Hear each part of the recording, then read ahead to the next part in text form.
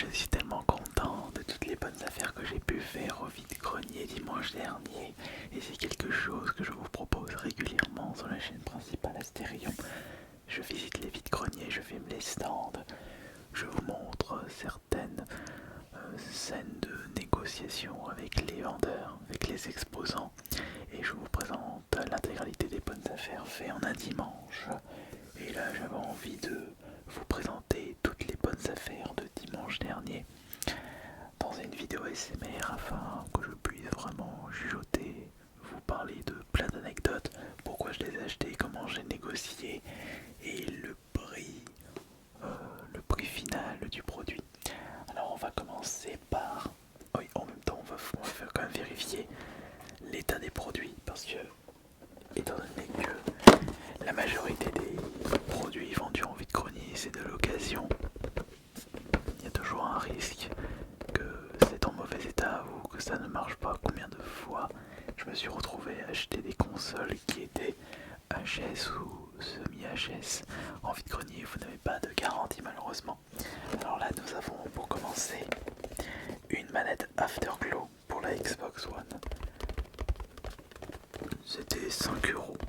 Je l'ai récupéré parce que 5 euros c'est vraiment pas cher pour une manette Xbox One. Certes, ce n'est pas une manette officielle, mais ça reste très intéressant. La manette suivante, je n'ai pas payé 5 euros mais 15 euros. Et c'est une manette officielle. On reste sur la même console, c'est-à-dire la Xbox. Alors c'est même pas de la Xbox One, c'est de la Xbox Series. Sinon ils auraient rajouté One juste là, mais c'est marqué seulement Xbox. Et c'est la Shock Blue. Regardez comme elle est belle cette manette. Là voilà, la manette Xbox. Et puis on peut sentir qu'il s'agit d'une manette Xbox Series. Il y a comme une espèce de sensation de grip. Une espèce de sensation de grip.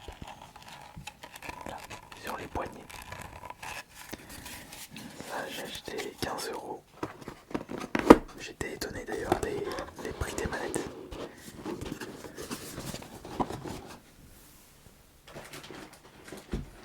L'objet suivant est un objet ASMR. Ce sont les petites boules faisant un bruit très très relaxant. J'avais justement toute une panoplie il y a déjà quelques années, mais je les avais jetés par dégoût parce qu'ils étaient tous accrochés sur les cheveux du Minotaure et je les avais jetés. Je négocie ça à 3 euros.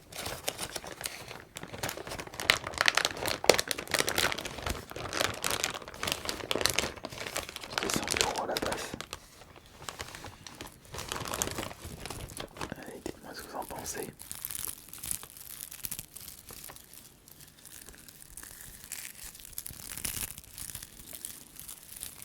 Oh. Ça va être intéressant.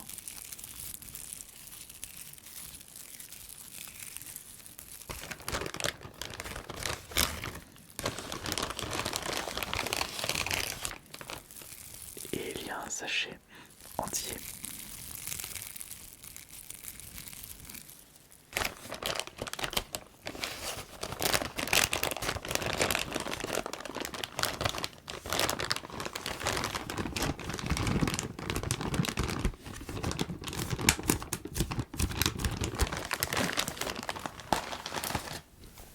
Alors, là je récupère, regardez, un joli jeu PS2 que je n'avais pas fait à l'époque, c'est le Dragon Ball Z Budokai 3.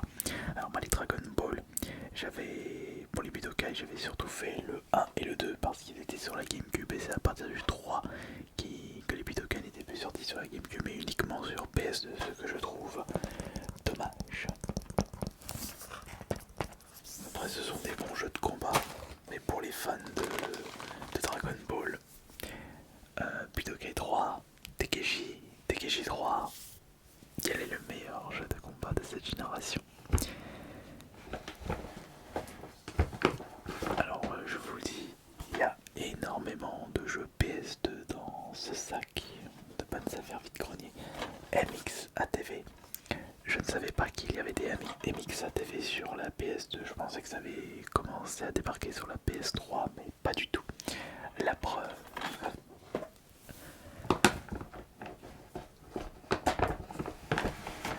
Quel est ce jeu?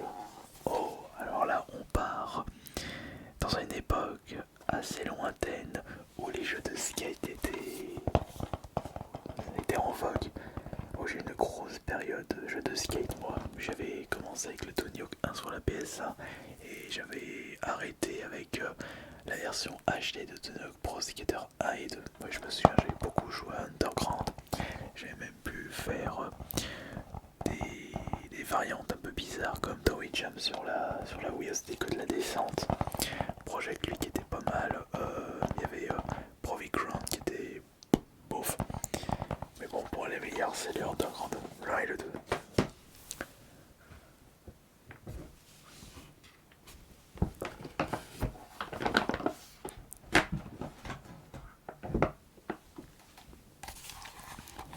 Une manette, ça c'est pas une manette Xbox One. Regardez, il n'y a pas les grips. Donc, enfin, ce n'est pas une manette Xbox Series. Il n'y a pas les grips, donc il s'agit d'une manette Xbox One et on peut voir que le dessus est de couleur noire et le dessous blanc.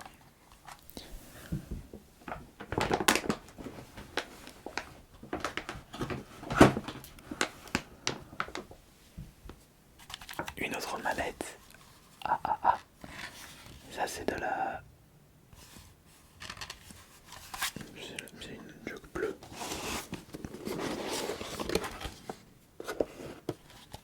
Bah oui. J'ai deux manettes Xbox One, Xbox Series, pardon, choc bleu. Bah c'est très bien ça. Au moins j'aurais de quoi faire là pour les manettes Xbox One et Xbox Series. Qu'est-ce que nous avons là? Nous avons une manette. Alors, cette manette est... ouais. Elle est particulière parce que je l'ai achetée alors que le vendeur m'a apprécié qu'elle était HS. Mais on peut voir, regardez juste là qu'elle est à moitié ouverte. Bon, de toute façon, dans tous les cas, ça sera un défi pour mon pote François. Et pour 1€, ça je lui donne, s'il y a toujours besoin de manettes en rab. On fera une petite vidéo. J'ai déplacé le sac parce qu'il était un petit peu trop loin et il faisait un petit peu trop de bruit. Donc il est juste en dessous. Et regardez ce que j'ai récupéré au vide-grenier. Alors, les plus jeunes d'entre vous n'arriveront pas à deviner cet objet. Vous savez c'est quoi? C'est un iPod Shuffle de 2 Go. Ça c'est normalement c'est la deuxième génération. Si j'ai regardé un petit peu sur internet, et la troisième génération, c'est quelque chose de rectangle, c'est pas un petit carré. Donc la première génération c'est un peu plus rectangle, carré pour la deuxième génération et un truc très long et rectangle pour la troisième génération. Non, c'est ça. Et il est encore neuf, il a jamais été ouvert. Un iPod Shuffle à négocier à 15€ au lieu de 20€, de couleur gris, ça c'est très bien. J'en avais un à l'époque, c'était de couleur vert. Et je me souviens que j'écoutais pas mal de musique avec un iPod Shuffle. Autre produit high-tech, vintage, trouvé au vide-grenier.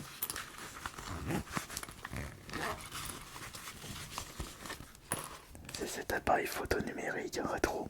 Regardez, c'est un Nikon Coolpix.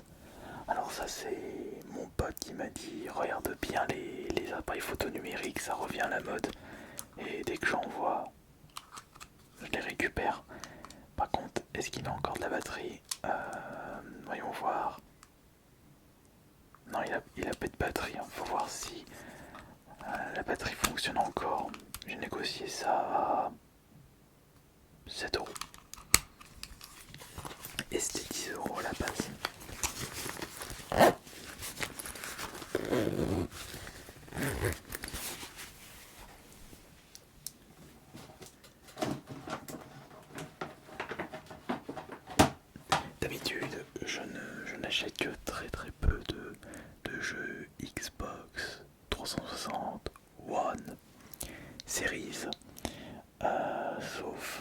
exceptionnels comme des jeux qui sortent de l'ordinaire, comme j'avais trouvé Alice Retour au Pays de la Folie, j'avais acheté 2 €, et là j'ai acheté un Need for Speed Carbon que je n'avais plus dans la collection, et il est très cool. Par contre l'état est vraiment pas fameux, mais 1 € le Need for Speed Carbon, qu'est-ce que je risque?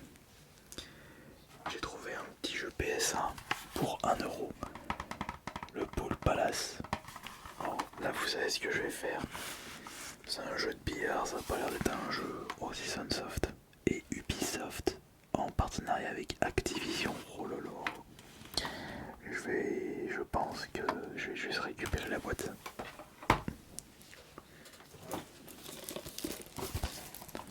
Dans les vides-greniers, on peut même récupérer des jeux encore neufs emballés et pour pas trop cher. Des jeux que vous voyez juste en face, je les ai achetés 5 € pièce.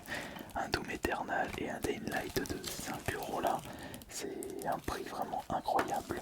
Je crois même que c'était des jeux qui étaient en solde à Leclerc à 3 ou 4 €. Mais j'ai quand même pris à 5 €. Et il y avait une autre manette Xbox One. Donc, ah oui, j'ai oublié de vous dire, les manettes Xbox One et Series sans boîte, je les ai achetées 10 € pièce. Ça, c'est une manette Xbox One. C'est pas le même coloris là à l'arrière, mais c'est pas grave, on s'en fout. Il faut absolument que je les teste parce que je sais même pas si elles fonctionnent.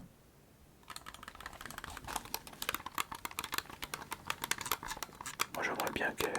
Enfin je serais un petit peu dégoûté si elle ne fonctionne pas, sachant que j'ai quand même mis 10 voire 15 € pour celle en boîte. Après si c'est des manettes d'acheter 1 € si ça marche pas, c'est pas grave.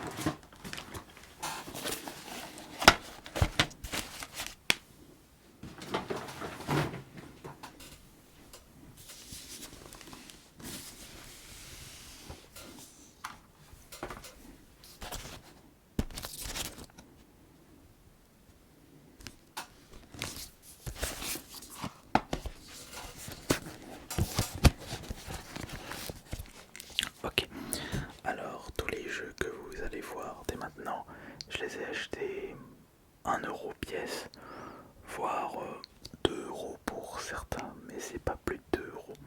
Parce qu'il y a un lot, il y avait plein de jeux GameCube et de jeux PS2. Attendez, je vais essayer de trouver les jeux qui n'étaient pas dans le même lot. Ça, c'était pas dans le même lot. Et il y en avait un autre. Mais c'était lequel qui n'était pas dans le lot? Je crois que c'était celui-là, ouais. Faut juste que je le retrouve.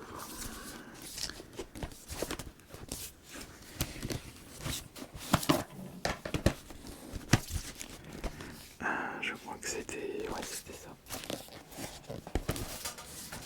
Ok, alors, il y avait un GTA Vice City, j'ai acheté ça à 2 €. Et ça, le premier Mario Galaxy, attention, 4 €, un très bon jeu de plateforme, très très bon. Alors là, maintenant, les jeux PS2, oui, parce qu'il n'y a que de la PS2 ici, on a de la version Platinum, on a des versions classiques, des boîtiers noirs, des boîtiers bleus. J'ai l'impression que c'était les boîtiers noirs, alors que c'était pas des boîtiers d'origine, mais il y a plein de couleurs différentes là sur les jeux PS2 de ce lot.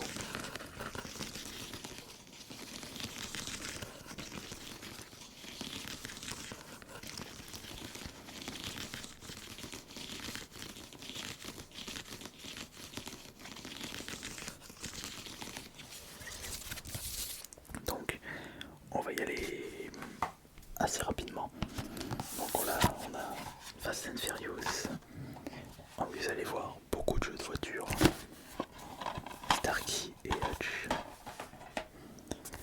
Rumble Racing, je ne connaissais pas. Un Gran Turismo 3. Attention, du classique, du grand classique du GTA San Andreas. Un Medal of Honor. Là, c'est Espion pour cible. GTA 3.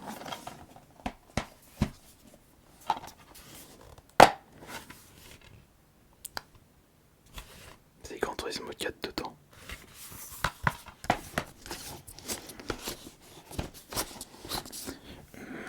GTA 4, GTA 4, je voulais pas montrer de GTA 4, c'est GTA 3. Il n'y a pas de GTA 4, attendez. Il doit y avoir un GTA 4 normalement. GTA, là, il est là, GTA 4.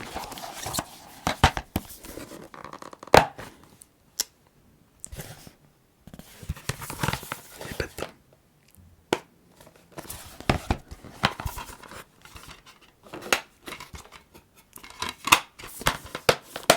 Par hasard, c'est le GTA 3 qui est pas dedans. Quand Turismo 4, il va falloir que je vérifie les jeux sont bien dedans. Donc ça c'est Metal Gear Solid 2.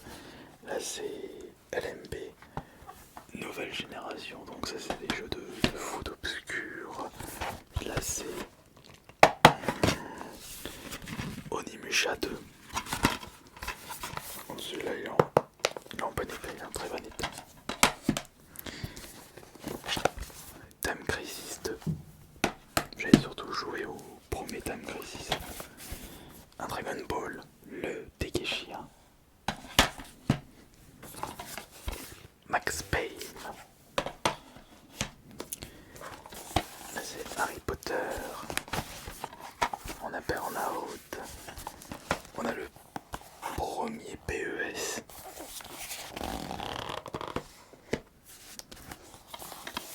The Getaway. Je l'avais pas fait celui-là. Le Carbone. Je l'avais fait sur la 3.6. L'édition collector. Bon, ça c'est pas pour moi. SingStar Pop. Ça c'est pas du tout pour moi. Pas du tout. Là c'est Stoneman. J'avais surtout fait le Stoneman Ignition dans 360. Très bon jeu qui était très original. Là c'est Virali 3. C'est le suivant Top Gun. Et la Top Gun. Par contre ça c'est un jeu de course qui a... Oh bon. Je comprends pourquoi il y a des gens qui avaient pas mal joué à Midnight Club parce que c'est un jeu Rockstar. Ah non, on me l'a fait pas celle-là.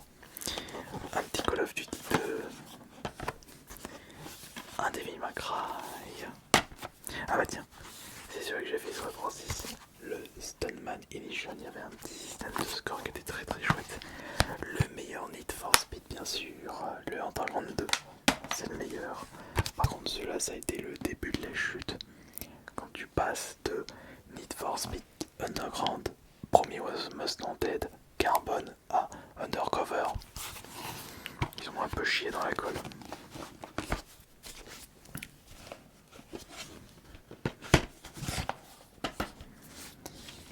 Et regardez les jeux qui se trouvent ici, ce sont des jeux GameCube achetés à 1€. 1€ le jeu GameCube, ça c'est incroyable puisque nous avons un Mario Smash Football. Voici le premier Underground. Là c'est un GoldenEye que je n'avais pas fait à l'époque au service du mal puisque j'avais fait le espion poursuible, Nightfire et Kit Double. On a Mario Kart et le plus intéressant du lot, le Mario Party 7. Par contre, j'avais vérifié ça quand je les avais achetés. Je vous avoue que les CD ils sont pas vraiment en bon état, donc il va falloir vérifier si ils fonctionnent encore. Mais après tout, à 1€, ce n'est pas grave. Bon, je vous avoue que les états laissent un petit peu à désirer, donc c'est un petit peu dans la poussière, dans la saleté, mais on peut pas tout avoir. On peut avoir des jeux en excellent état avec des prix défiant toute concurrence.